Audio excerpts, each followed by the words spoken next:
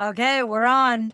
And today is just Ramon and I for this set of 4 videos or audios if you're listening, audio version for the July theme of mindset. The last episode was Debbie and I going over a brief introduction on our thoughts on this.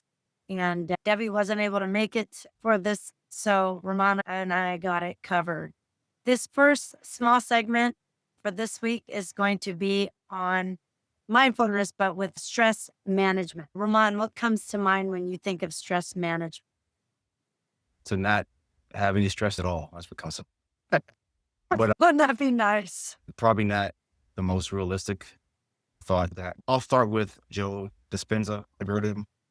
The doctor. And I mean, he's not the only one that would say this, but basically, and this is backed by science, and we can talk about that maybe on a different episode, but your thoughts dictate how you feel, not like how your day goes dictates how you feel. You know what I'm saying? It's like most Yeah. people have it backwards, like, oh, well, if I wake up and things just fall in place for me, then I have a good day as I go down my day.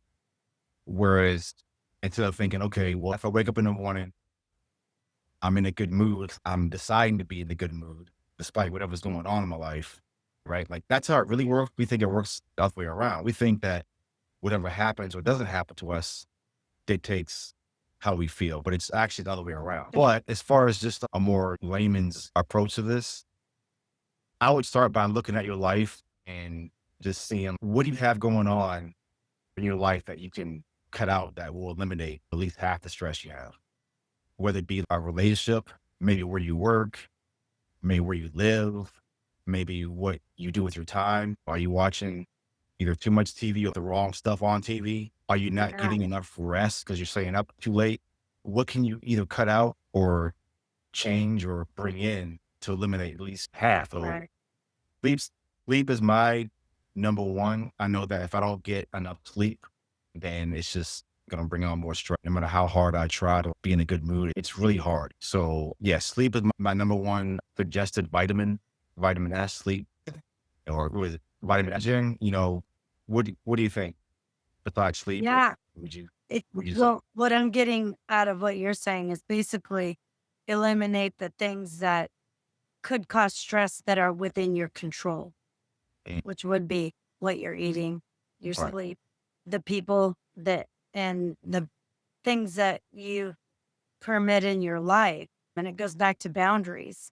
So if you have those strong boundaries, those people and the obligations aren't going to hit you as hard because you're going to know how to say no. If you know how to say no, that's going to cut out a lot of your stress.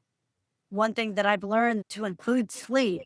If you don't get enough sleep or you're under, all of these things that contribute to stress, it raises cortisol, Mm. which builds fat.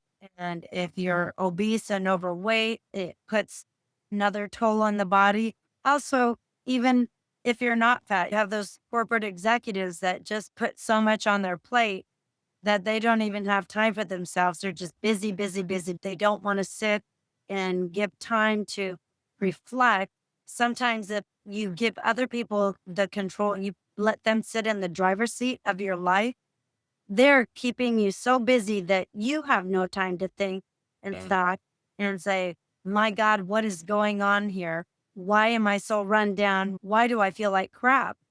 And you have no idea why, because you've not had time to sit and think. And if you're one of those big CEOs, it makes me think of that show, Desperate Housewives. I've never seen it, but God only knows what's going on behind closed doors. Yeah. The chaos and the stress that must happen because they don't take the time to get the sleep, to get the proper nutrition, Yeah. stop and have fun. Those are my thoughts.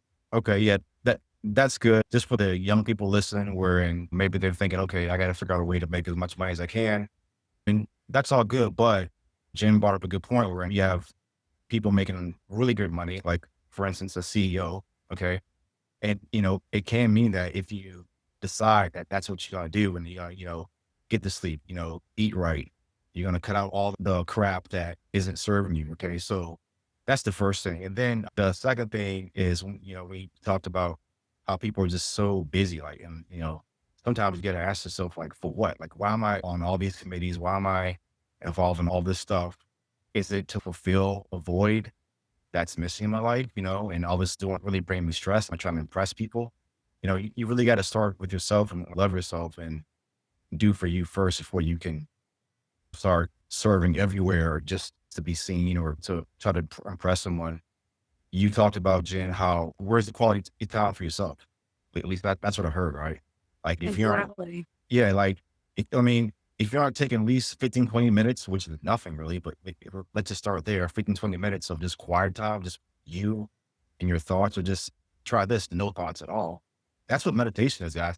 Meditation isn't like you don't have to like, you just it's just quiet time with yourself where your brain isn't like racing, thinking about all the things that you have to do and bills you have to pay. Just sit with yourself in silence. Okay. And then I'll throw one at you too, Jen, a supplement, right? Because I'm a fitness, nerd, if you want to call me that. Oh, me too. There's a supplement, and I'm sure people have heard of this, but it's called ashwagandha. And I've heard of that. yeah, so you can go to your health food store or on Amazon, type in ashwagandha. I'm not going to even attempt to spell it because it's a weird kind of spelling, but if you start typing it in, it'll probably finish it for you. Okay. But it's ashwagandha and it helps with stress. I mean, it does more than that too, but it's a big help in lowering cortisol levels, which you just brought up too. So that'd be my things for you guys. Oh, yeah. Magnesium also is a help with calming and being able to get that natural melatonin. One way you can get that in from, and I've read so many books. I devour books more than I do food.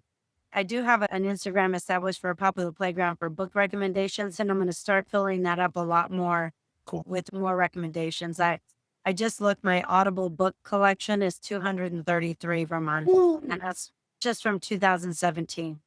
Wow. So yeah, and it varies and it's all pretty much things that I'm interested in to be able to improve myself and not this self-help type things, but actual reading the books. And then I look at the sources in one book and I'm like, oh, where did they get their sources? And then I'll go read those books and do a deep dive and just be obsessed about it. But yeah, I would say magnesium and priorities. Get your priorities straight. Mhm. And set up your boundaries. If you want to know, get some ideas on how to do that, go back and watch last month's episodes on YouTube Yeah. on boundaries. If you're listening on audio, you can certainly listen on audio, but YouTube's better because you get the video and you get to see us. So that's what I would recommend with the stress management. I think is very important. And looking forward into moving on to the next thing with emotional regulation, Yes, sir. which stress management will help with emotional regulation. So that'll be our segue, and we'll just go ahead and close this one out for a short little episode. And I'll just say, stay curious. And Keep shining, guys. there we go. I was waiting Yep. for that. All right. Bye. See you.